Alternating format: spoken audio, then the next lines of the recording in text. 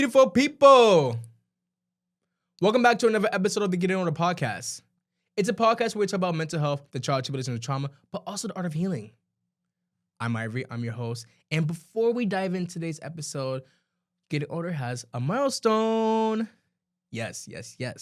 So Getting Older has made 1 year of his debut on October 17th. 1 year of being uncomfortable. 1 year of trying new things. And just 1 year of just everything. You know what they say about grief, relationships, and sobriety? The first year is always the hardest year. So I want to say to everyone, thank you so much for been tuning in, watching the episodes, and also relating to the conversations. You know, when I first began, I never thought that I was literally sit here and talk about things that I was going through. I thought sometimes I was the only one going through it, and I thought that people were going to judge me for what I was going to say. And doing this podcast has really helped me not care. It has helped me also connect with people, because here's the thing. We all may walk in different experiences in life, but we share the same pain in a lot of ways. But it's also about how do we get through the trauma? How do we get through healing or understanding what healing is and how hard it can be? You know, I really also want to thank the people that came on the show. You guys have been amazing. You guys literally made me realize so many things about who you are as people, and the people that watch the show see it in you too. Okay? So again, thank you guys so much for supporting Getting Older, and I'm excited for another year. All right? Now, let's really get to why we're here. All right. Today's episode is a special one because I'm sitting down with someone I've known for most of my life, my friend Leslie. We met back when we were just kids, and I've had the privilege of watching her grow not only as a person, but as an artist. Leslie's story is powerful, from winning National America's Miss New Jersey's preteen to training at SUNY Purchase, performing as a dancer with the Long Island Nets, and now leading others through her own Pilates teaching. Dance has always been at the center of her journey, but what makes her story inspiring is how she's navigated the highs, the pressures, and even the setbacks, like her recent ACL surgery, with strength and grace. Today, we're diving into what it really means to dedicate your life to dance, the expectations, the identity, the resilience it takes, and the vision she holds for the future. This conversation isn't just about dance, it's about the passion, perseverance, and redefining yourself no matter what life throws your way. So let's get into it. Ladies and gentlemen, let me introduce you guys to Leslie!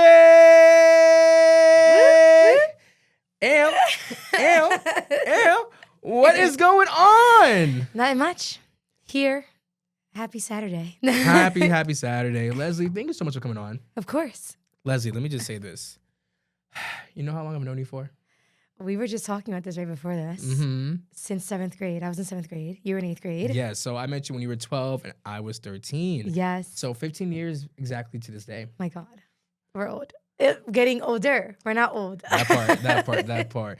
Now, does the word Bambi come to mind to you? Bambi? Yes. Why? Isn't that what you used to call me? My Yes. So guys, listen, every time so Leslie was in 7th grade, and Leslie still has the same personality. I'm not gonna hold you 15 years later. She's very bubbly, upbeat, and everything. She's like, hey, hi, like, you know, stuff like that. So I don't know, for some reason, I've always used to call her Bambi. And it was just like, because Bambi's so beautiful, it's just so sweet. Have I seen the movie Bambi? No. But I'm just saying, like, I've always just, like, known you as Bambi girl. Yes. And then you used to call me... Oh, my God. I don't remember. Thumper. Yes. Come on, girl. Oh, my God. Throw it back. That really just brought me back. Yes. Middle school, walking through the hallways of Paz. Girl. With my top knot and my headband. Mm-hmm. I was always coming from dance, and I was all sweaty. Yes. That's why I thought you called me Bambi, because I thought I had, like, this, like, hat that I was always wear, a.k.a. just, like, my bun on my head, you know? No, I just always called you Bambi. I just thought that you were just, like, I just think Disney, like, just so beautiful, just so sweet, you know? That's so funny. We have to run that back for the wedding. We cannot forget that. Girl, I got the notes for the wedding. I got you. Yes. Now, Leslie, with all the accolades and things I said to you about you in the beginning, I want to understand, who is Leslie? I want to understand, where are you from, and how did you become a dancer? Okay. So I don't have to start from birth. It's okay. I was living in Plainfield. Well, I was born in Newark. Spent most of my time in Plainfield, New Jersey, which is nice. But Were you born in Newark? I was born in Newark. I didn't know that, actually. Yeah. My parents were born and raised in Newark. Mm-hmm. All of my siblings were born in Newark, but my sister spent most of the time in Newark growing up, and then we moved when I was like 3, so I don't really have any recollection of living in Newark, but I can't really claim Newark, you know what I mean? Like, but it's a part of my life, you know? Like, a lot of my mom's side of the family lives there, so I guess family's from there. Anyways, moved to Plainfield, spent most of my I guess, adolescent years there, and I used to dance on my aunt's dining room table. Really? My mom said I used to dance and like sing, and they have a picture of me like just doing stuff, and they put me in dance. There used to be a studio on South 2nd Street going towards Scotch Plains. Okay. And that was where my parents found the studio. I was like 2.5 years old. The school year had just started. And I was turning 3 in November. So they were like, no, we can't sign her up because she's not 3 yet. And then they actually made an exception for me because I was basically almost 3. You know what I mean? Yeah. Like, I was basically there. So they let me take class. So I say 2.5 because I was dancing since I was 2.5. Okay. And I stayed there throughout my life. The studio was in Plainfield. They transitioned to Fanwood, transitioned to Westfield. I followed the same director, Sherry McLaughlin-Ryan. Shout out to Sherry. Shout out Sherry. Yes. And I just followed her around until she landed in Edison. So I spent most of my time following the studio director to dance. And what kind of dance did you train in?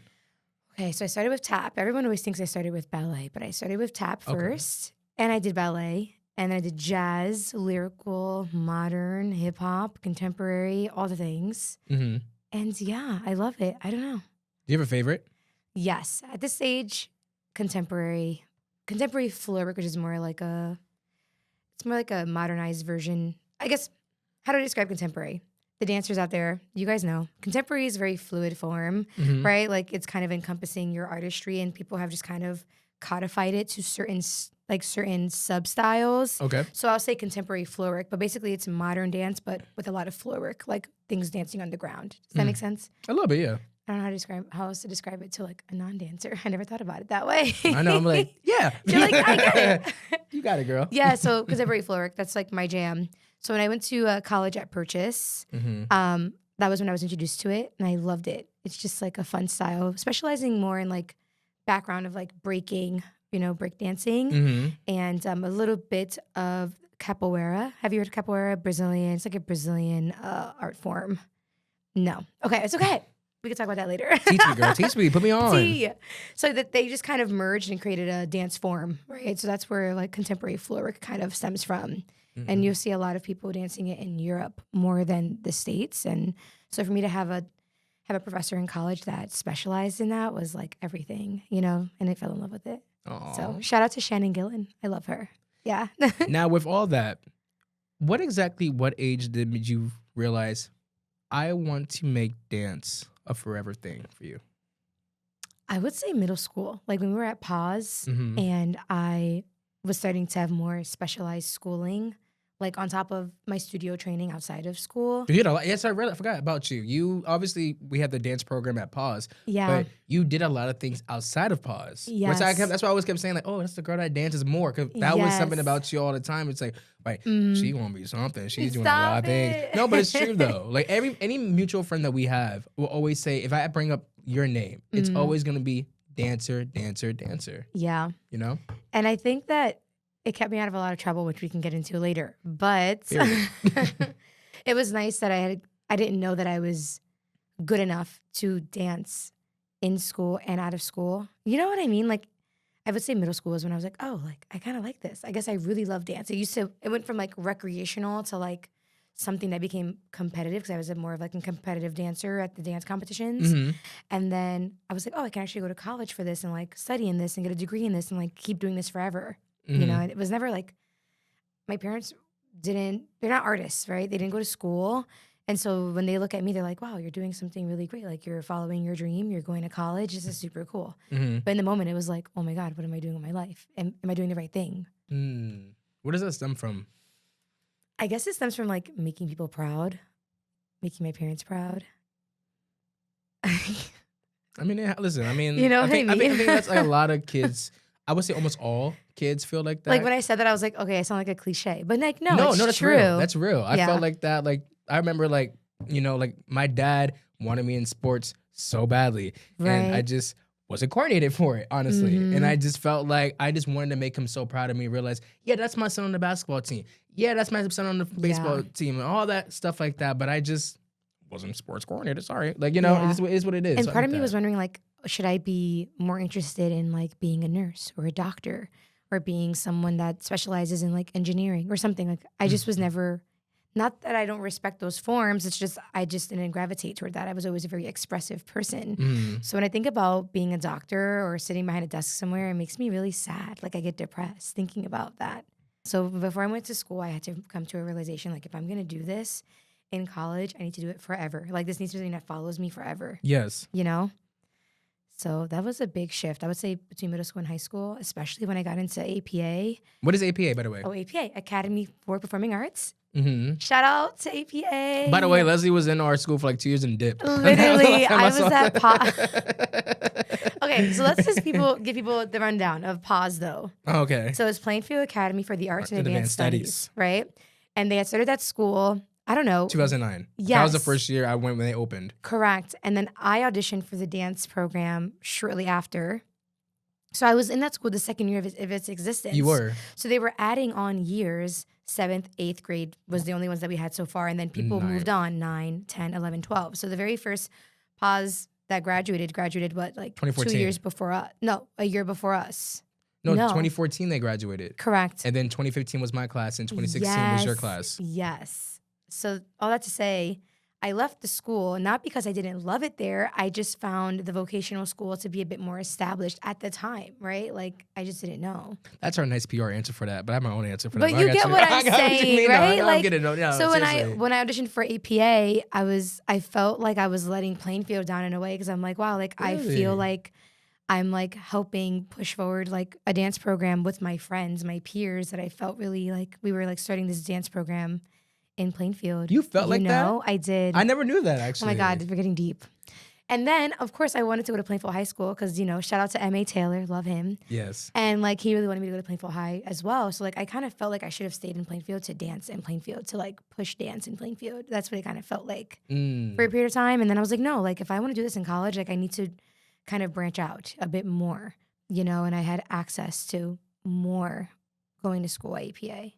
And what did that school teach you throughout your 4 years of high school with them? That was where I really fell in love with modern. I learned how to improvise. Mm-hmm. I learned some partner work. I was very exposed to different opportunities of dance outside of New Jersey. That was my first time I really was like, oh, I can go to the city and take dance class. Like, that sounds Yeah. crazy to say, but like now at my grown age of 27, I'm like, wow, like I missed out on so many opportunities to dance at Broadway Dance Center, Steps on Broadway, Gibney Dance Center. I didn't get to go to all of these places between 7th and 9th grade because I didn't know they existed at the time, So when I went to APA, there's all these flyers of like all these different dance centers in the city. And I'm like, I want to go there. Like, I need to go there. Because I feel like that's the thing about, and I appreciate you at 14 doing that, because sometimes it's like, I'm so comfortable and complacent with staying somewhere. Because that's the thing. Yes. I'm one of those people where I don't like to disappoint people either. Yeah. So I felt like, even like when I was at PAS, I remember leaving obviously after my junior year, I went to Plainfield High School my senior year. Yes. For different reasons, of course. I just wanted a real high school experience, to be honest. But also to just, feel like I can just be friends with my friends and hang out and stuff like that. Whatever, that's just me. 'Cause Yeah. I got all my credits. I did all the schoolwork and everything for it. GPA was Yeah. GPAing. So I was like, I could at least have 1 year of a fun year in a sense like that, which I did. I Right. don't regret it. But I always used to feel like that too. It's like, damn, like I don't know if I should be doing this. But what you did was the right steps for you. Yeah. At the time, I guess I didn't realize it either. I guess now that we're talking about it, I'm like reflecting. I'm like, wow, like, yeah, I think that is, now that I'm grown and I'm like going backwards in time, I'm like, this is how I felt, I think, leaving PAS. I loved PAS.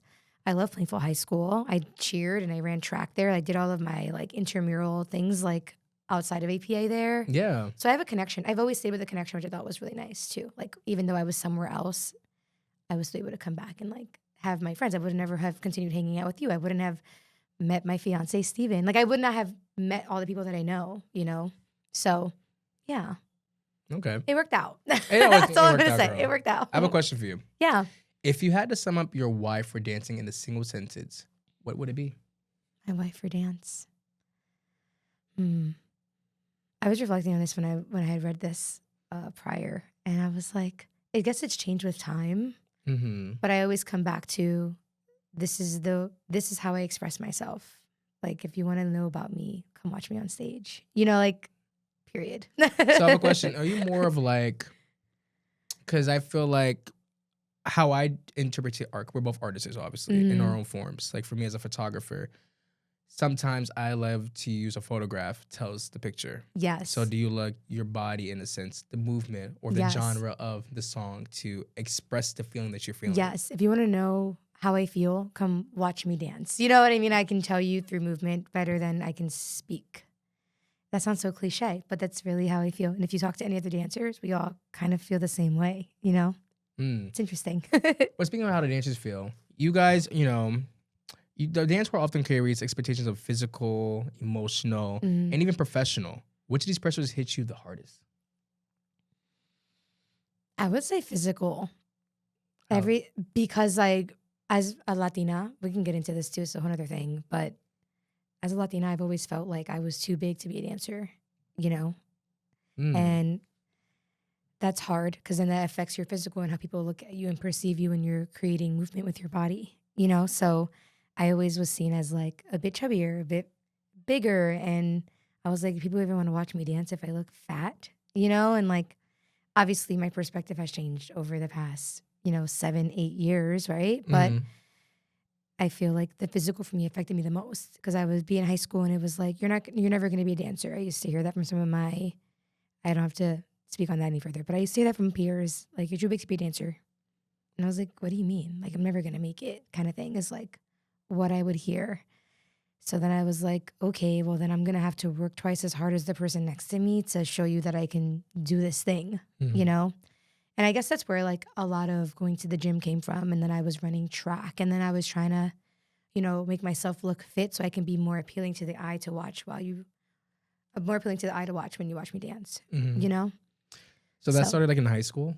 I would say like high school, I started to really feel that way, but it's followed me my whole life. I've always been like a little chubby girly, And as I got older, I obviously learned how to eat properly and nourish my body properly, right? Instead of trying to like starve myself to look like a ballerina, like a very, very skinny ballerina, How did that make you feel when you were doing National America's Miss? Because you won. Yes, that was like a whole like moment in my life too. Like pageantry also brought a lot of feelings about physical appearance in because I was wearing dresses and like that was the first time I was starting to attach beauty to myself.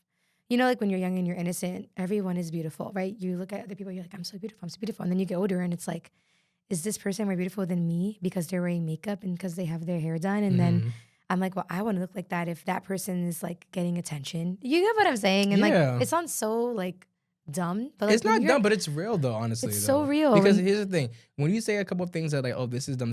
No, this is something that we all feel. Yes. And we're just talking about it. We're talking about it out loud, bringing it to the forefront. So when you're probably saying it out loud, you're probably just like, this is probably dumb. No, everything you're saying is not dumb. I just want to let you know that. It makes sense. Like now that I'm saying hello, I'm like, yeah, that makes sense to me. This is your experiences that you feel. Cause I always wondered too, like as a pageantry, because I've only been to the National America's Miss twice because my sister did it. Yes. So I can already tell like that pressure at that. At what age did you do that? I did pageants from like 7 to like 13, 14. But when did you win that one? When did you win that? I was 12. You was 12, right? Yeah, I was turning 12. I was like 11. So like at 12, basically just like you're on that stage, you're doing your performances and you're doing your speeches and stuff like that. Now transitions into winning. Like how did that make you feel though at that moment? That was such a great year because I feel like I was coming into myself as a preteen, like I felt really confident about my personal introduction, my onstage introduction. You had to do an interview and I had to walk and, walk modeling, right? Like walk in my dress, showing poise and regal class, right? Like I felt really confident because I'd worked so hard. I worked for like 3 years to like win that. And I learned so much about myself. I feel more confident. I would never have learned how to speak like to someone like this and make eye contact if I didn't have that experience doing pageantry or how I walk in heels and, my posture, how I carry myself. And then meeting other girls around me that had the same ambitions. And also we were working on community service. So now I've learned how to build community and go out into the world and have a platform. They call it a platform Mm-hmm. where it's something that you represent. So like I always did the Susan G. Komen breast cancer awareness. Like I love doing that every year. And Mm-hmm. that's something I talked about in my interview. And I would always like volunteer doing that every year at any events that they had throughout the year. Or doing the New Jersey Food Bank, right? You can go and put bags together for the homeless or people less fortunate. And that counts as volunteering hours as well. So I learned a lot about myself during that time. And it carried on with me, I think, to now. Like I'm able to have conversations with people and feel good. I don't feel weird, like looking at you into your eyes and having a conversation, you know? Yeah. So those skills were important for me to learn. And I also did, I know we didn't talk about this, but I also did the Miss America's Outstanding Teen Organization. I never won, but I did Mhm. do some of the pageants, and it was a lot of fun to kind of work on that as well and continue building my character as a woman, right? Like through teenage. Yeah, you're teenage shaping years. it to be Shaping. calm. Mhm. But I want to know, like, the reason I brought that up, like, at that time too, like, was physical ever a thing in your mind with that, or it just happened in high school? It was. I would say yes. I would say to maybe middle school then it happened. So how do you turn that on then? I guess when you're like on stage. So I was wondering because it's like, and I feel like a lot of times it's like, I've had this moment. You was Mhm. actually there for me actually one time. It was When was in this? DC when we went to our debate team actually. Yes. And I remember that year I won best speaker. You did? Because let me tell you I something. remember that. I felt like I always used to hate the sound of my voice. And also I had a speech impediment. Mhm. Honestly, like growing up, like I had speech from kindergarten to 7th grade. Like Mhm. it was bad. I literally can't say esophagus before. I used to say snuffleupagus. Like that's how bad it was, girl. No, seriously. People were like esophagus, snuffleupagus, esophagus, No, snuffleupagus. my Like I would still say that. I don't care. But no, still the reason why I asked that because I remember Mhm. like I was so insecure of how I sound. I was like, do I sound too girly? Do I sound too whatever not? But I remember like No. I'm in a room with like 80 people in DC debating bills. And I remember Right. just saying it and just talking my shit, honestly. And then remember just sitting there. It's like I think like each room won like a gavel for best speaker, and it was like only one of those rooms will win out of I Right. think 20 or between 15 to 20 That was rooms. a long time ago. I don't remember, but now that It you're was bringing it up, big. I'm like running it back. I'm like, It was so big, huge. and I remember they said like Ivory Finale. I was like me. And I remember I was like I won best speaker, so that I'm saying like it's one of those things Yeah. where you turn on. So I was wondering like when That you moment when I won turned on. is There what you you're go. saying. So it's like, Mhm. okay, like I can do this. I am confident. I am, yeah. And that translated in high school, obviously, with that. Yes. Because people would say, I don't know, do you think it was more of people being realistic with you about your weight in the dance world, or is there jealousy? I feel like it's a combination of both. Okay. I feel like I hate the word jealous. I feel like no one should be jealous or envious of another person. Now that I'm older, it's like, it doesn't matter. Like you are your own person. I am my own person. Yeah. I'm never going to be jealous of the girl next to me that got something over me. I'm going to be like, girl, yes, like Mm-hmm. this is your time, and I'll just hold my number and wait for my turn. Like it's going to happen for me too, and like, Yeah. and when that happens, I hope that people are happy for me. So I think in high school, or also just growing up in the dance world at that time, it's like everyone's against each other because you want to be better than the person next to you. You want to get called out by your teacher. You want to know that you're the best. You want to know Right. that you're good. You want to know that, like, you want to feel validated. That stamp of validation from your teachers is always so nice, right? Mm-hmm. But as I got older, I'm like, none of that mattered. It never mattered.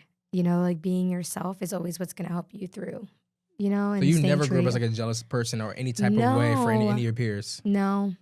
And I think in high school, I had a little bit of trouble navigating some certain feelings because of that, because I felt like I was not confident in myself. So then I would seek validation from others. And I think in their minds, they thought that was me looking for like attention. Like, we know you're really good. Stop asking us that question. You know what I mean? And that was Mhm. I never wanted that to be the thing. I guess that's what it came across as. Mm-hmm. But in my mind, it's like, I actually am really scared that I don't look good right now. My people pleasing complex came through, Mm-hmm. which I know I still suffer from to this day, like being a slight people pleaser, like wanting people to like me. But then it's like, who cares? Like, the people that are meant to find you and be around you and in your circle are going to gravitate toward you, and they'll be true. They'll always be true, Yeah. And I didn't understand that. Like, now that I'm older, it's like, wow, like in high school, I should have just kept my head down and focused and just, and just danced and not really looked around and said, hey, was that good? you know, because I wasn't looking for that from validation for them. Mm-hmm. And I guess they took that as like, she just wants us to validate her. It's funny because I remember even going to a couple, like obviously like after college and stuff like that, which I'm gonna get to college in a second. But when you did your shows in New York, I only been to like I think 2 shows that you did in the city. And I remember you always asked me like, no, like Ivory, like honestly, like how Was did I it do? good? I never took it as like validation because honestly, Right. growing up, I always hear like Leslie. Like we always hear like the best things about you. You know what I'm saying? Yeah. But I never really, for me, I would say I never got that. I need to hear that I'm the greatest. I always hear like, no, like what do I need to work on? Like be honest. Yes. And I think that in high school, at that age, like everyone's trying to be liked by everybody. You know what I mean? Of course. So now that I'm older, I'm looking back, I'm like, wow, like I was just a really I was so self-conscious about like, am I okay? Do I look good? And I should have just been like, I'm fine. You know, and like if I mess up, I mess up. You know what I mean? I shouldn't seek validation from others, you know? Yeah, but honestly, those experiences shape you. But yes, and then on the other flip side, you mentioned jealousy, or if it was just the realities of dance. It's like on the flip side of that, it's like the realities of dance is that appearance does matter, right? To a certain extent. It's like I know that I should look a bit more fit to be on stage, right? Even though no one's ever going to directly tell you that, right? So hearing that from my people at the time, like my elders, I'm calling them my elders at the time, it hurt because it was just like, you guys don't think I can do this because I'm fat. Like, this is so annoying, you know? But like, I guess in the flip side perspective, maybe they're just trying to make sure that I can have the best chance possible at like doing this, you know? And like, don't let that be the thing that holds you back. I never took it like that when I was in high school because I was just like, you guys think I'm fat. Ugh. You know what I mean? I mean, that's just how the industry works because even being in LA, like that's one thing is now in more of this generation, numbers matter. And also appearance matters. So it's like, I can have this podcast out and we can say the most intelligent, most profound things and stuff like that. However, they could see like, oh, he only has 119 subscribers. I don't know if this is somebody I want to do. It's nice work, but honestly, what people want is the numbers you have. You get what I'm saying, though. But I do, as I'm saying, when you say that, it's like, I get that. But also, like, they're just probably looking out for you probably at that time. Like, we want you to be the best. But in this industry, it's cutthroat. I have a lot of friends who are dancers, too. And they talked about, like, the challenges of, like, callbacks and auditions and stuff like that. It's insane. And I always wonder, like, how you do that. They want a blonde today. They want someone that's 5'7". Yeah. I will never be 5'7". I'm 5 foot. You know what I mean? 6 like foot, 7 foot, 8 foot. eight. Sorry, that's my ADHD. But yeah. Please. But you know what I mean? Yeah. You get it. So I think my weight, my physical appearance was so like prominent at that time. Like I was really working hard to lose weight. And that was where I had issues and I struggled with my relationship with food, right? I was like, oh my God, like I need to cut out beef and pork and only have chicken and fish. How many years was that? I did that for like 3 years. And I saw the weight go down very quickly, but then it's not healthy, right? Like I'm looking back now, I'm working with a trainer and I love like the information that I'm gaining from it. It's like you can have what you want in moderation, right? And are you calorie tracking? It's not about, I used to think numbers like that were so like, you know, like negative. And it actually is something that's like a good formula to help you nourish and fill your body properly so that way you have proper output. That's it. Okay. That's the science behind it. And I think we get caught up in the whole like, well, you're restricting yourself while you're at dinner with your friends and they're having like mozzarella sticks. And I love mozzarella sticks. But you know what I mean? It's like, okay, Leslie, pick and choose when you have mozzarella sticks. Do you want that today? You can indulge today. But then maybe don't have mozzarella sticks every day. You know, like I didn't understand that concept growing up, right? So I'm older, I have more knowledge. I've learned so much about myself. I've gone through many experiences to get me where I am. Yeah. So now I have an appreciation for my appearance and I know that I'm going to be a thick girly, right? I could be thick and fit. You can And I feel like social media is really celebrating that now, but it wasn't always the case before. It was always like, you're a dancer. That means like, you don't look like a dancer. I'm like, well, what does that mean to you, right? So it's nice to like defy those odds and like show people you could be curvy, you can be tall, you can be short, you know? So, and still dance and still do what you want to do and be successful. Period. It's about damn time. You know what I'm saying? My girl Lizzo, let me tell you. Yes, I love Lizzo. I even know she's a little problematic. We won't talk about that. We won't talk about that. But anyways, I was going to ask you, so like you went to SUNY Purchase. Yes. What did you go to SUNY Purchase for? I went to SUNY Purchase for dance. Yeah, of course. I have my Bachelor of Fine Arts in Dance and I minored in psychology. So with that, that's obviously from 18 to 22. Can you Yes. explain me your college experience of dance in that way? Because I feel like, when it's like you have athletes that go to like, you're great in high school, you're going to go to college and be D1 and this and that. Right. But I always feel like the realities of like, can I make it as a D1 athlete or dancer, singer, or actor comes a lot of decisions in college for those 4 years of like Yes. trial and error, like, do I really want this? Is this something I want? Like, how did you Yep. navigate that? Well, it's so funny you say that because I was reflecting on my college experience because I was just on my bachelorette trip with my best friends from college this week. Woo! It was so fun. And we talked about how we miss college. Like we used to see each other all the time. And like we've gone through so much together, right? To get to the end, Yeah. So thinking about freshman year, like I was so scared. I was going to school. I'm the first from my dance studio to go to school for dance, right? Because my studio was more recreational. We did some competition, but it was all about finding the love for dance and really feeling that fire in you. Yeah. So when I went to middle school and high school, I really got the conservatory style understanding of, okay, like if you're going to focus on this, you're going to do dance and also focus on your academics. So when I went to college, I knew that I was going to have dance as my primary focus and still have academics. So it was an easy transition for me to like go in. But the work when I got there was so much more. Like I was dancing all day, not just for my 2 hours a day in high school, right? And then I have my academics. It was like all of my classes are dance classes, right? So I would have ballet for an hour and a half, 15-minute break, modern an hour and a half, 15-minute break, 30-minute break, lunch. In between, I could have an English class, right? Then I get out of that, I'm running to rehearsal from like 5 to 10, all in one day. So then then on top of that, I was an RA. I was president of a club. I was a part of a club and I was president my last year. So I tried to juggle a lot of things in one because I wanted to have the full experience. I was very tired all the time. I could tell. I would never trade it in for anything And also else. a relationship. Oh my God.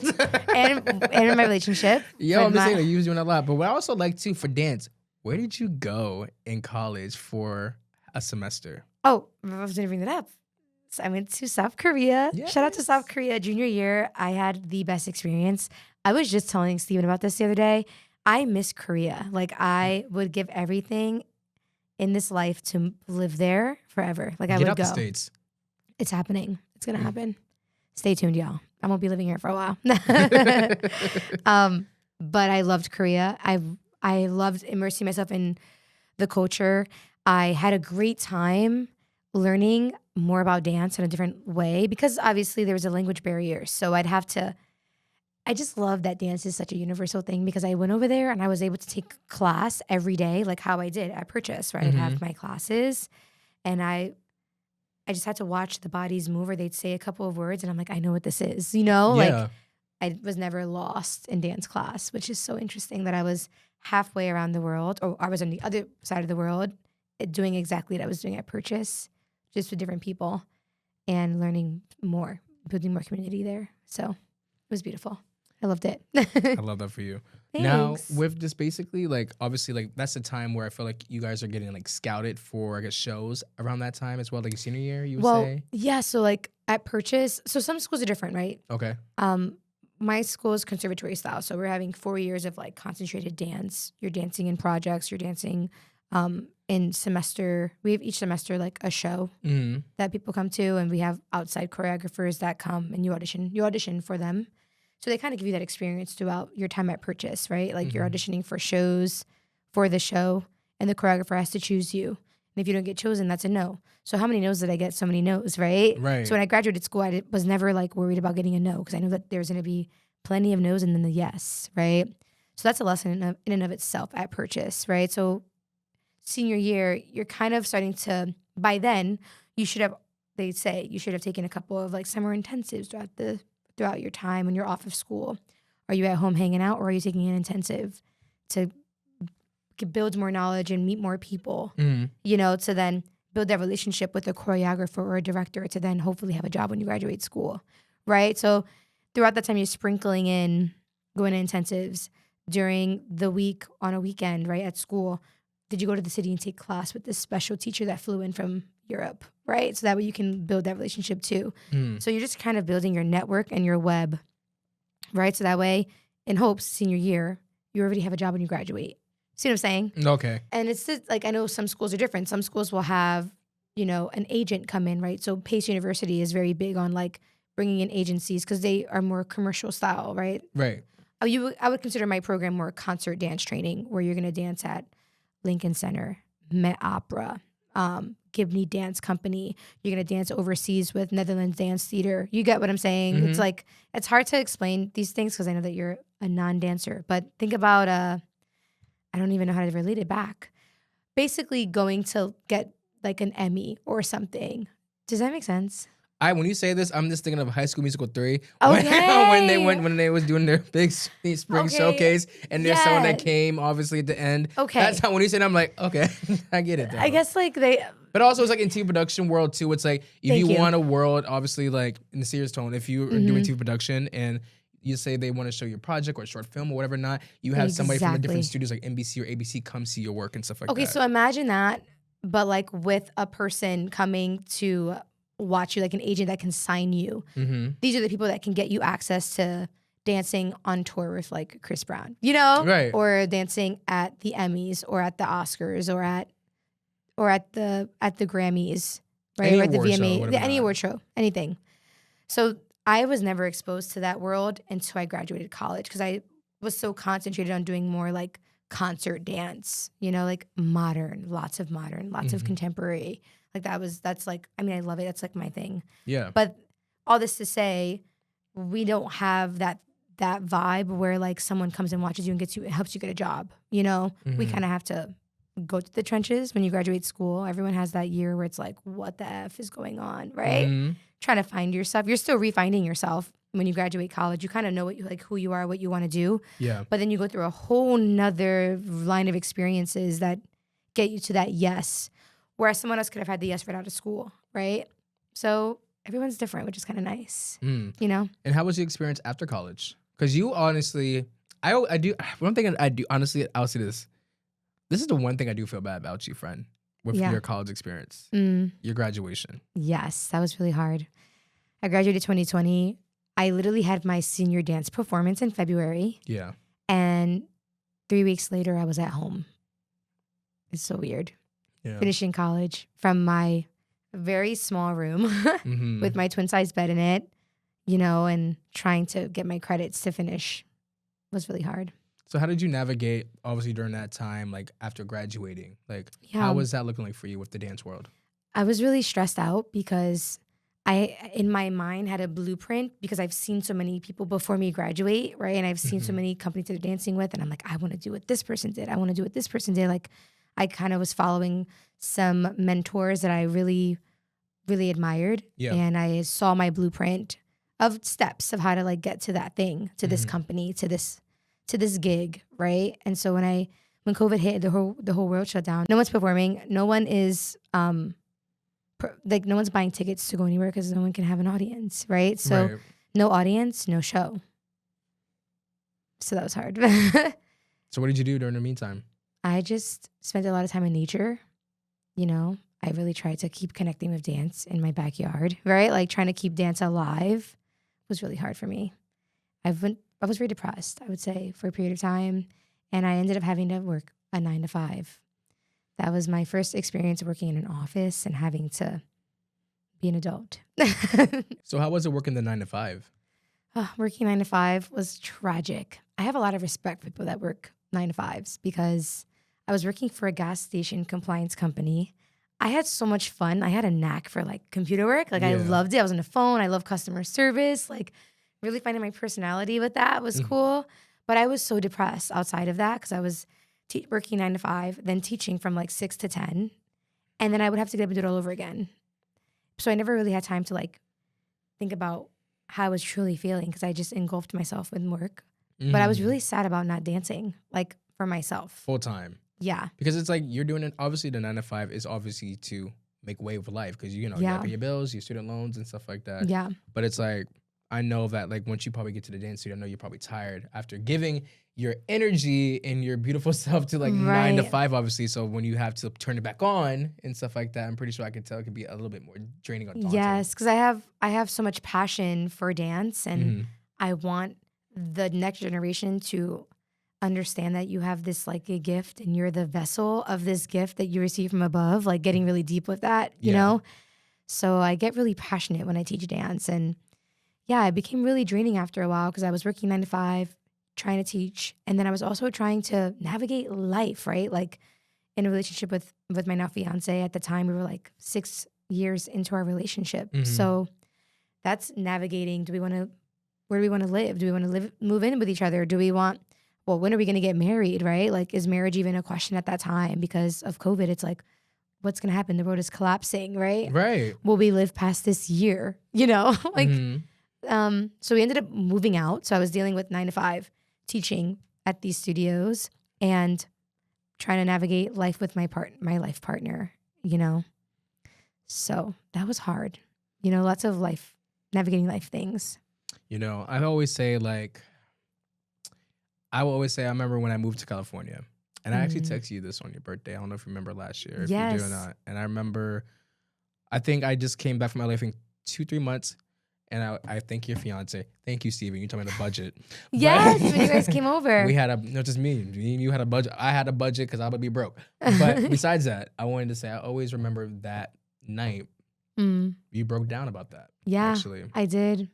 Finances is very, and also as artists, it's very hard to talk about your finances because we know that we never have a set salary, right? It's always up and down. It's like, am I gonna make money this month for rent, or am I gonna, I don't know, not make it? No, it's real because sometimes it's like, oh, I had a really good gig today. Like this gig is like gave me like a good like $1,200, whatever. Not, and then it's like, ooh, the phone's not ringing. It's been 2 weeks now, or whatever. Not so it's like, oh, I gotta get another gig. I gotta get something going. Like I get that. It's a lot. It's so much, and then I'm having to rely on my partner, which I don't want to do because I want to be an independent person. We want to be two independent individuals and then come together to make something special, right? Like I never wanted him to feel like I was being codependent on him, right? Right. And during this time, unfortunately, I had to be because I was still navigating dance, right? Yeah. I definitely want to dance. I've spent so much time and invested so much time and energy into it. I have to dance, and in my heart, it needs to happen. But I also I'm trying to build a life with someone. So that was there's a lot of duality with that. And I was really struggling with that for a while. And now we're good. Thank God. You know, I've navigated. But at that time, it was a very hard transition. And I was also depressed about not graduating, like with my class and like having that experience post-grad and feeling like I did it, you know? Because like I did do it, but like it didn't feel like I did because I didn't have that walk across the stage. Of all that hard work you did. Yeah. You wanted to feel celebrated for that. I really did. I wanted to have like a big party. I wanted to celebrate this milestone, you know? And then I did get to walk across the stage. They had a graduation 2 years later. Oh, okay. And I went. I was the only person in my class that went, unfortunately, from the dance class because all of my classmates, a lot of them live out of state. So they weren't going to fly in for this. I mean, they could, but I feel like everybody at that point is so far along their new paths. Yeah. That it's hard. But like I knew in my heart that if I didn't walk across that stage and feel like that sense of accomplishment, I don't know how I'd feel today, right? I know that sounds, it sounds like, wow, like you just walked across the stage, but it's like, no, like that for me was like my dot to the end of college. Like I needed that period. Yeah. You know? No, trust me, I get that. Like I remember my sister when she graduated from college, we couldn't really go. And this is like during a time where I think my mom went, and then we just met her with her afterwards. I think my dad went too. I can't remember, but I remember like I couldn't go because it was very like restricted. So I understand like you want that full experience. You want that walk across the stage. Girl, you deserve it. You worked your ass off. You did what you had to do, and that's it. And sometimes it's like you've done so much hard work already, and I feel like you deserve every second and minute of that glory. You know what I mean? Thanks. Yeah. And I felt good. And also having my parents there was so important to me. I was only allowed 2 tickets. Right. So like I really wanted my parents there because they got to see their girl walk across the stage, you know? Yeah. And yeah, that was so special. Speaking about walking across the stage, you were in the Long Island Nets. Whoop, whoop. Shout out to the Long Island Nets. How did that come about? Okay, so I really wanted to enter commercial dancing, which is like more hip hop, more trying to navigate getting an agent, more of like, I really wanted to just enter that world just to see, like, is there more opportunity there for me? Like, I never thought that I could be dancing hip hop or dancing in a heel, You know, I was always like modern dance girly, contemporary girly. Like, Mm-hmm. I love what I do. Like, I'm good. So for me to like turn my head and like go, I like this thing, you know? Yeah, switch it up on them. You know what I'm Yeah. So I started saying? taking, I was working at Perry Dance Center, a front desk, and I had access to so many different types of classes. And I was so excited to try hip hop. Mm-hmm. And at that point, I met my now mentor, Kendrick Samuel. Kenny, love Kenny. And I took his class and he's like, Les, like, I feel like you have something. Like, you should try to like do more hip hop. And I said, okay. So I started taking more hip hop classes. I was like trying to figure out if I want to, you know, do heels, learn how to vogue a bit. You know, there's popping, there's locking, there's whacking. There's so many other genres of dance that I didn't even know, like, I knew they existed, but I never thought that I would have access to learning those things. So Yeah. when I was working at Perry Dance Center, I took a lot of time to like learn house. And I was like, okay, I want to do this, I want to do that. So at that point, I was like, I want to try out for an NBA team. Randomly, I was like, I want to try for this NBA team. Cool. So I tried out for the Brooklyn Nets 2 times at that point, or 3 times. Mm-hmm. And then the Long Island Nets dance team started their first year of auditions. And I didn't make those auditions that year. And then I went again. I went the following year and I tried out. And it was so fun. I got on the team. So last season was a blast. I loved it. And this season, unfortunately, I have my ACL injury.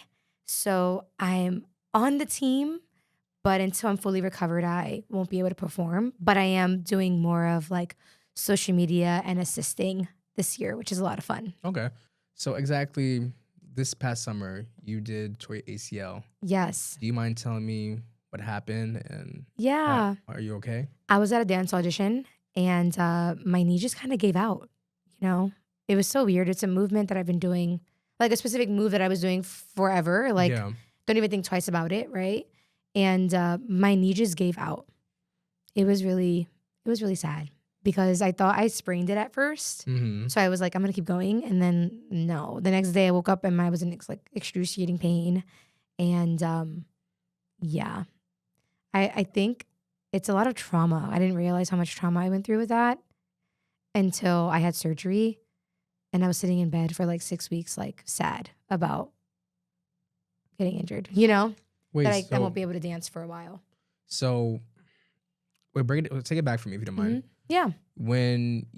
So you basically did the audition that day, and then the next day, that's It when was you went to the worse. hospital? Yeah, I went to the hospital. My dad had to pick me up because at the time, Steven, my fiance, was going to work. And so he thought that I was going to be fine because I seemed okay. Yeah. But then I tried to stand up and it was worse. And he's like, I have to go to work. I'm so sorry. And I was like, it's okay. So I called my dad. My dad like came really quickly, takes me to the hospital. I was hoping that it was just like a really bad sprain. Yeah. And they did an ultrasound of my knee, which just kind of shows like if there's fluid in your knee, like the color. And all of it was just black. It was just all black. Yeah. Which she was like, this is an indicator of an ACL tear. And I was like, oh no. So my whole world came crumbling down. It was tragic. I cried the whole day.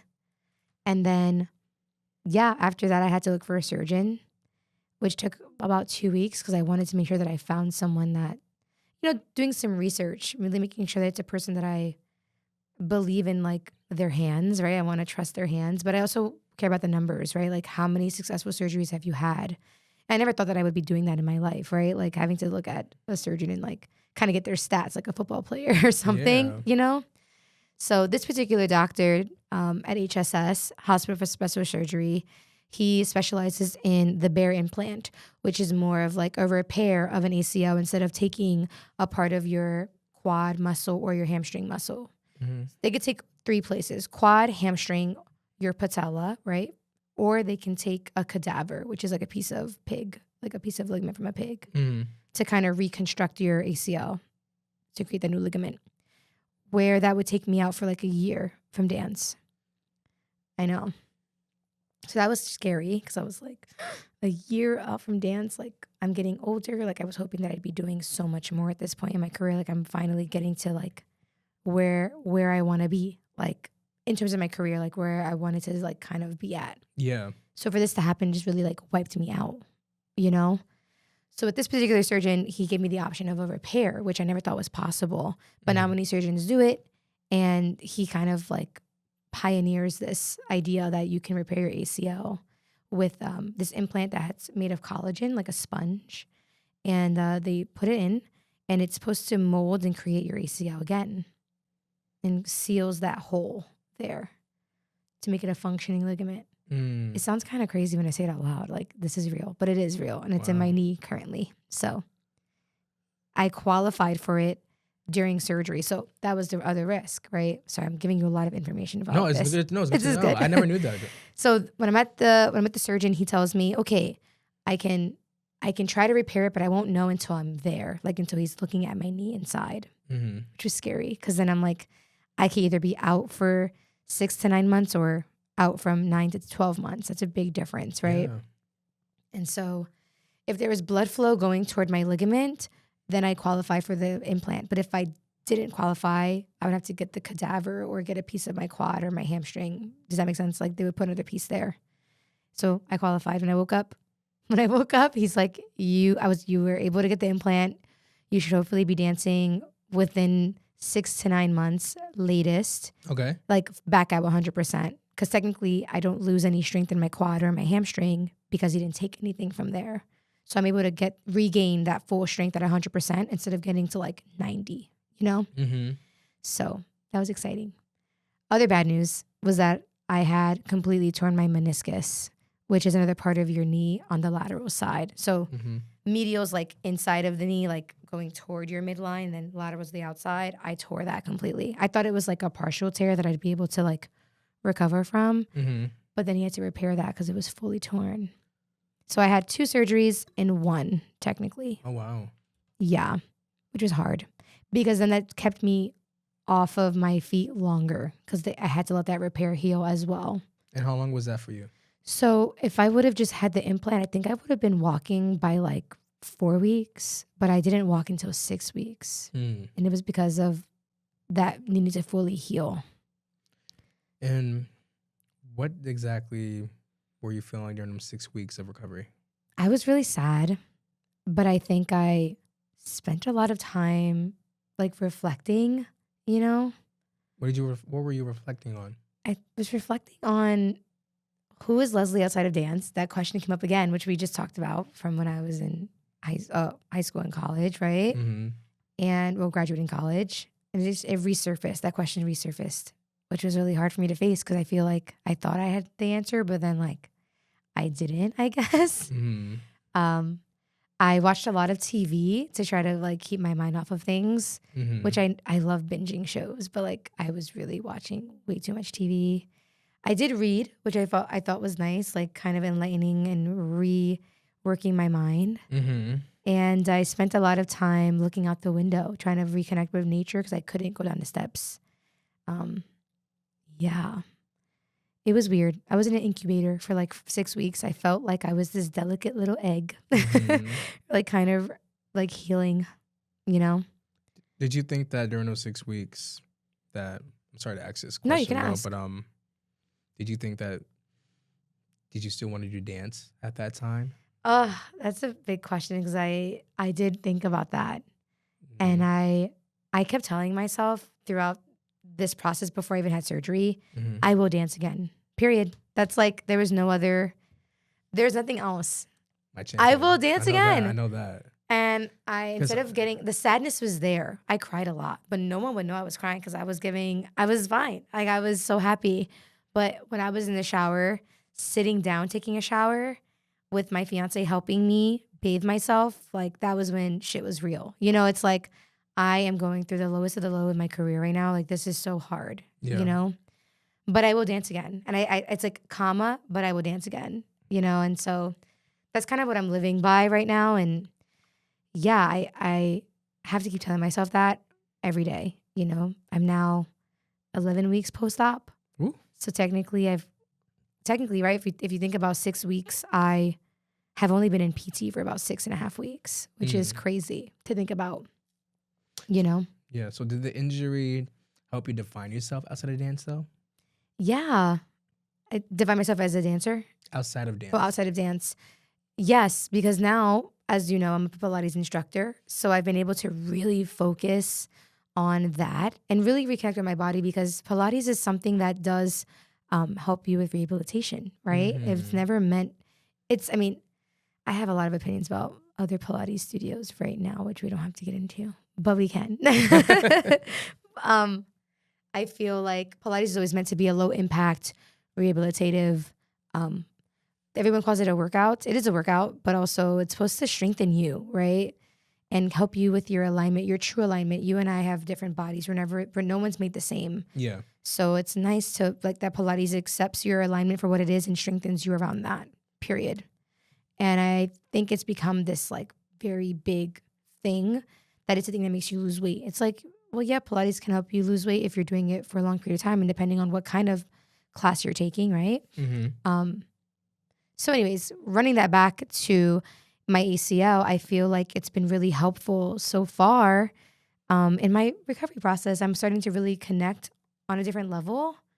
So I've been kind of focusing on that. What do you mean like connect on a different level?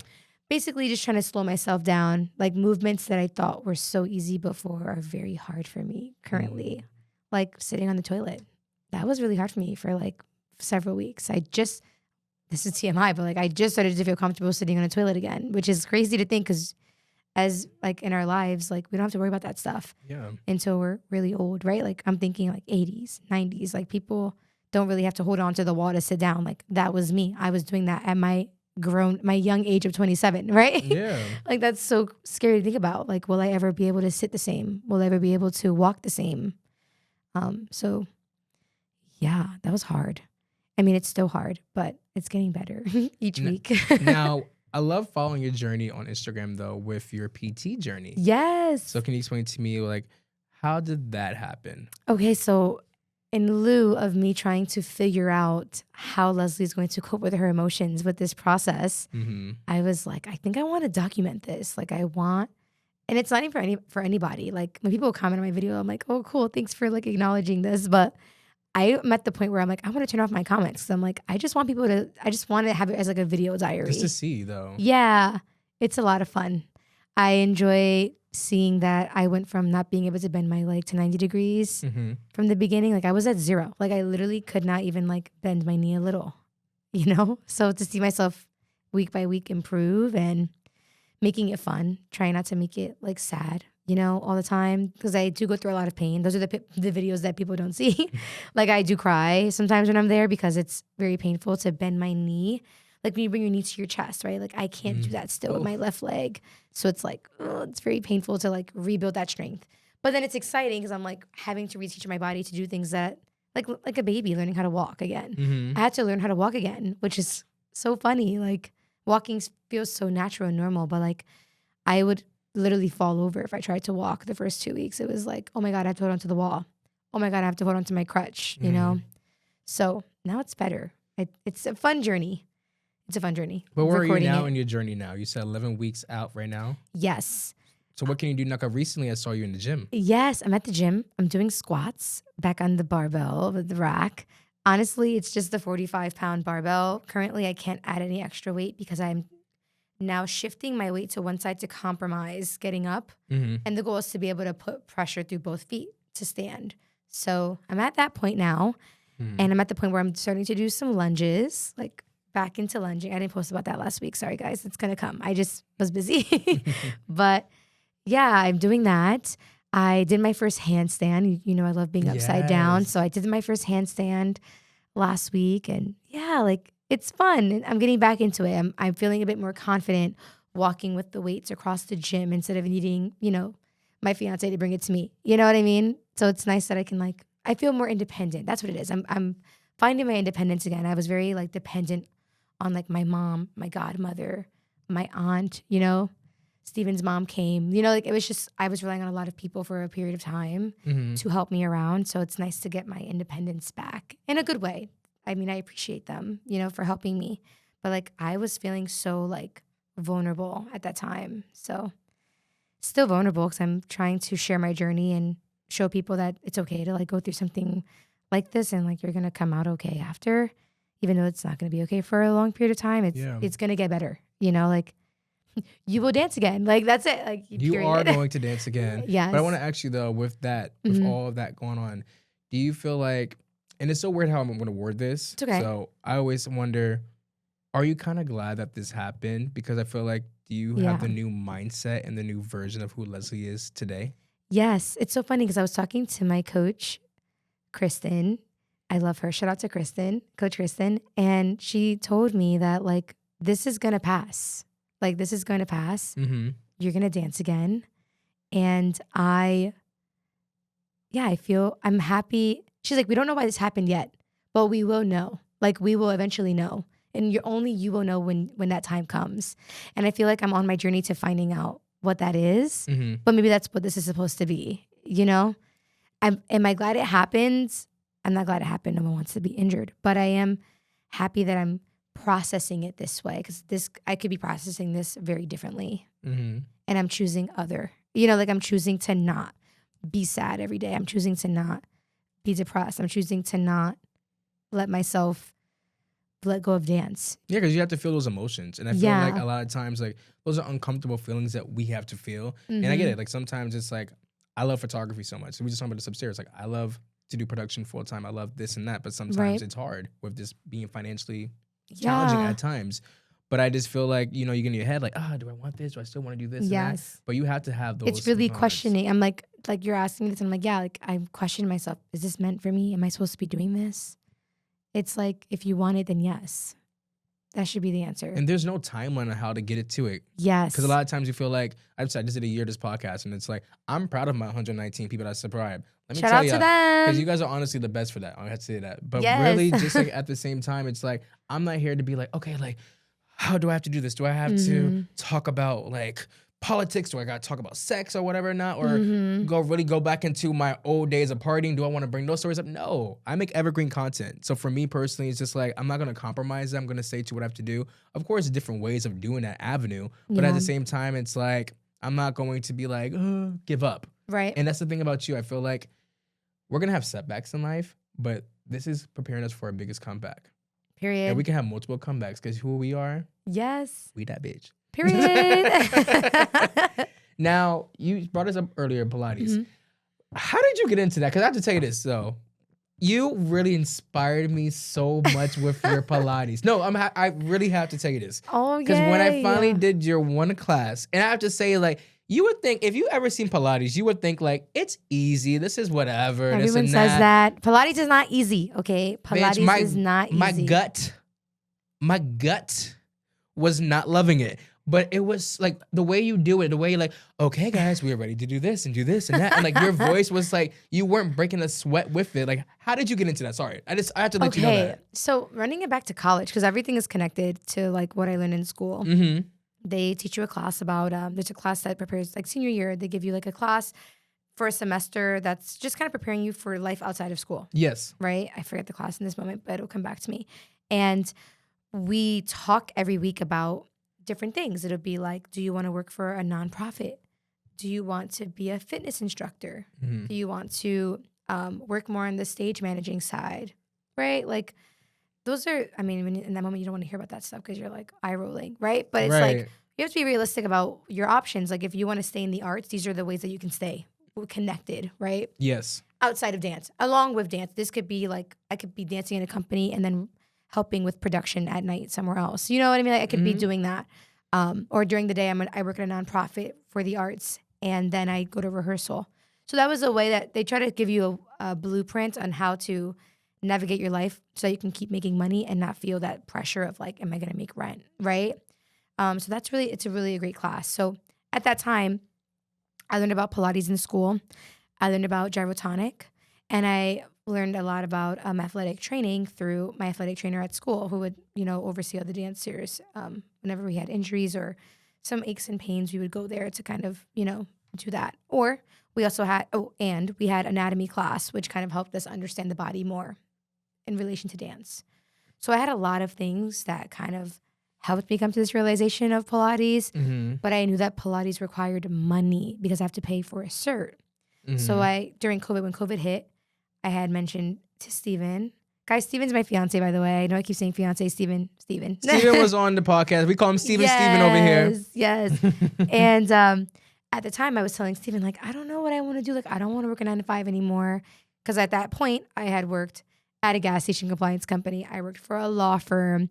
I worked as a front desk person. I worked for Equinox. I've done so many things that were not related to dance. Like Perry Dance was the only thing that was the closest to dance because I was working front desk. Yeah. But beyond that, none of my jobs up until that point had been about dance or related to dance or freed up my time enough for me to dance and make money. So Pilates was like at the forefront of my brain always, but I couldn't afford it. So during COVID, I had worked these 9-to-5s, which helped me save money. Okay, so then I was able to, you see what I'm saying? Mm-hmm. So I was able to pay for the Pilates cert. And it took a year of my life while I was still working the 9-to-5 to try to do both. And when I got it, I had so much fun because it was so easy to transition the ideas of anatomy from dance to Pilates, right? And also as a natural teacher, running it back to when I was younger, teaching dance, right? I have a natural knack for teaching people things. So Pilates was so easy for me. That came on to me like a knack. I love it. It's so fun. But all this to say, the cert was really hard to get because it took so long. There's so many hours that go into it. And so, it was annoying in the beginning, but I loved the journey because I feel like I learned how to be a good instructor. I learned there's so many extra layers that go into it. How are you cueing somebody? I learned a lot about how to teach someone who is pregnant. Someone who has a baby, right? Post pregnancy. Yeah. So I teach a lot of clientele like that. I also teach clientele that are older, right? 60 plus, 70 plus, right? So I had to learn a lot about navigating different types of clientele and how do those bodies move at that age and how can I still keep them strong, right? So that was really cool and enlightening, and it's been a fun journey. So question, how has teaching Pilates shifted your relationship with dance? Does it feel grounded or does it bring its own type of pressure? Relationship with dance. I feel like it feels very grounding. Is that what you asked, right? Grounding. And I love that I'm able to bring it into like my warm up. So I would always, like before Long Island Nets dance team, right? We would always warm up, and sometimes everyone does a warm up every week, right? We do different weeks where everyone warms up, and I did a Pilates warm up one week and it was so fun. Like it was nice. It's grounding. Before a game, I do some Pilates, right? It's just nice. It's helped me stay strong, along with my cross training at the gym, along with taking dance classes in the city, etc. But it's a really good grounding center point for me to kind of spread out. But also with that grounding, I feel grounded financially, which has been really nice. And it's freed up my schedule enough to where it's flexible. Yes. So I can teach my classes in the morning and then go to the city to take dance classes or audition for this thing that's happening at 3:00. Like I don't have to work 9 to 5. I can work 6 to 10 a.m. Okay, cool. I made some money for the day. I'm going to go to the city, take class. Maybe I come back and I teach more privates, right? Privates, or I do more classes, right? So it's very flexible, which I love. It's made my relationship with dance so much better because I've been able to kind of mesh them and marry them and feel like, okay, everything feels like it has its place. I feel like my road is on its axis, you know? Yeah. Shout out to Pilates and dance. It's really been helpful. But what do you hope your clients take from taking your Pilates class? I hope that they take fun. I love to have fun. You should have fun working out. I don't understand why it has to be this like very deadly thing. Everyone's like, I have to like sweat and burn 1,000 calories to work out to like feel like I'm like, yes, I love those people that do that. I have respect, shout out to them. But I want people to come to class and feel happy that they're there. I don't want to feel like it's a force, like a chore to go work out. Like it should never feel that way. And I feel like that's a problem with like our fitness industry currently. Like no one's having fun anymore, right? And yes, it's very serious. Your health is very serious. Like taking care of yourself, very serious, right? But I feel like you should have fun while doing it, you know? And I feel like it gets so serious. And then that makes people not want to do that because they're like, I don't want to do that. I don't want to be serious. I don't want to work out and be like bored or be like, I don't know. There's also pressures there, right? Like, do you look as good as the girl next to you, right? When you're running on the treadmill, you know what I mean? Like, obviously it goes back to the who cares, right? Like you are your own person. But when you're in Pilates, because you're in like a big group setting, it's like group fitness, but not really. Like you're still your individual person when you're doing that. Yeah. So I felt like that with your friend Malik next to me. I'm like, oh my God, this man is killing, strong, this and that. I'm just like, but like you had so much fun. And, of like, course, but I get like, what you felt like yourself. Like you didn't feel like you had to like keep up. It's like, okay, I tell everybody, It's all good. Here are the modifications. Mm-hmm. You don't have to do like a million miles a minute. You can go nice and slow. If you are unable to kneel, you can sit while doing this. There's always a way to be successful in the workout. And I feel like there's not enough of that now. It's always like you have to do this to get there. It's like, well, what are the modifications that kind of tailor it to the person? And that's what keeps people in business, the really good fitness influencers, like companies and like in the area. They're like helping you find the individuality while you're building your fitness and working on your health. Yeah. But you're so reassuring. That's the thing about you. Like even like taking your class at one time, like you make people feel good. Yeah, I want you to feel good. You should feel successful. You should, I think. Period. Yes. Now, looking forward, do you imagine dance will always be part of your life, or do you see yourself evolving to something new beyond it? Dance will always be a part of my life, period. But I do see myself running a dance program. I don't want to own a dance studio. I feel like that's so much pressure. Like, I feel a lot of pressure building the next generation of dancers. That for me is a very big responsibility. Now, I have a lot of respect for dance studio owners and directors that do that because I feel like I could do that, but maybe if you ask me this question in 10 years, I might feel differently. I don't know. But currently, I don't know if I'd be good to run the next generation of dancers currently. Do I want to oversee a dance program? Yes. Something that's already established that I can keep pushing boundaries forward and not have direct access to like having to teach the next generation of tomorrow every day. Mm-hmm. I'm kind of overseeing a program of the people that push the next generation of dancers, and I kind of oversee that layer of it. Does that make sense? Yes. I kind of want to run like a program that already exists and keep that train moving while evolving, you know? Mm. And with that being said, I have my last question for you. Oh, already? This one's so fast. Yeah, when you're having fun, it just, Time flies when you're having fun. you like that girl. But what I want to know is, with everything that you just said, right? I wanted to know, like, what advice would you give your younger self? To Leslie at 27, to the little girl that was 2.5 that started dance. Everything. What advice would you give your younger self? I would say keep going. Always keep going. You're going to be okay. And no matter what happens, you're always going to stay true to you. And I feel like I've lived that, but if I had to go back and not feel like the sadness and like the questioning of myself, of blah, blah, blah, right? All the validation seeking, people pleasing, etc. I wish I could tell myself to just always keep going. Like it was going to be okay. Like you're going to find your way out, as long as you stay true to you. Most important thing.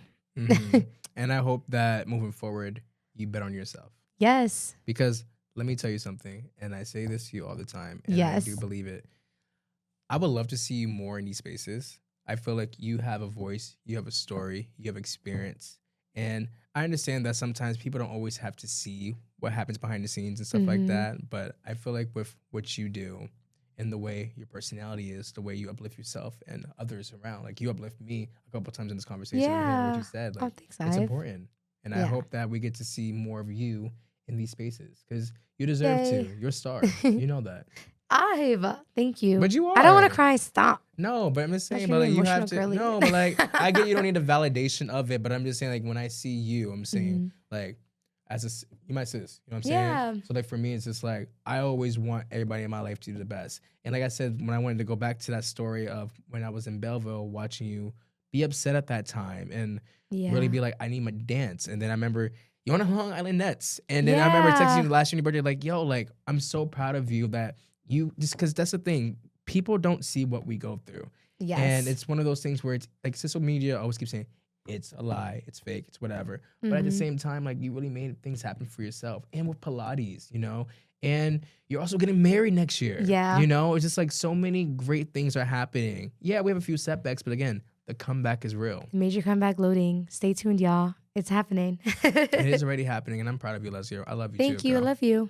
Thanks for having me on. Always. All right, guys. Before we get started, Leslie, can you please say to the camera all your Instagram handles and what you got going on right there? Okay. You can follow me on IG at les_loves_life. So it's so ironic. It's connected. And then my Pilates page, Les Lattes Pilates. So follow me. Let's chat. Let's connect. And I hope to run into you at some Pilates classes soon or at dance classes when I'm back dancing.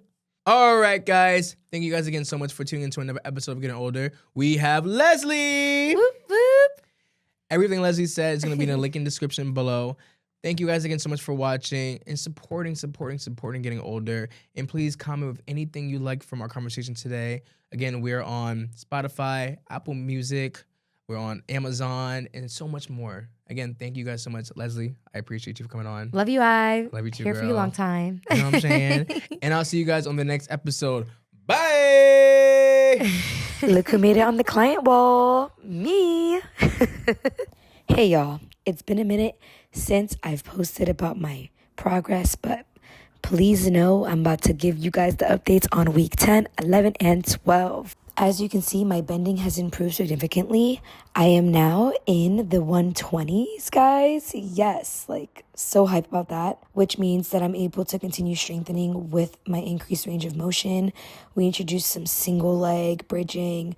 We introduced some lateral work. We've introduced some single leg deadlifting, side step ups, which are really difficult for me to do right now. But honestly, we're getting it together, okay? This week, on week 12, I really was trying to maximize strengthening. I just want to continue strengthening, stabilizing, so that I have the best chances of getting back to dance. But also, I want to get back to just trusting my body, right? Like doing the movements that I never would have to think twice about. But honestly, that's scary. And I have to keep reminding myself every day that it's going to be okay. Just keep going. And remember that I'm going to be 1% stronger than I was yesterday. See you guys next week.